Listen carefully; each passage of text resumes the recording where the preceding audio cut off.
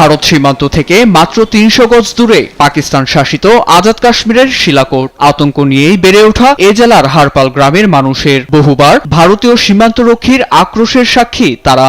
নতুন করে গোলা বর্ষণ আর হুমকিতে এবারের চিত্রটা তাদের কাছে একেবারেই আলাদা।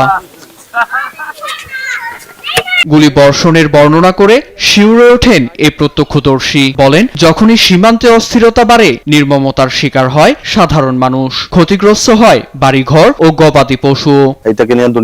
আমরা যুদ্ধ চাই না, আমরা চাই সবাই একে অপরের সঙ্গে মিলেমিশে বাস করুক। সংঘাতের ভাবনা কারো মনে না আসুক। তবে যদি সত্যি যুদ্ধ চায় তাহলে আমরাও প্রস্তুত। আমরা শুধু চাই সাধারণ মানুষ নির্যাতিত না হোক।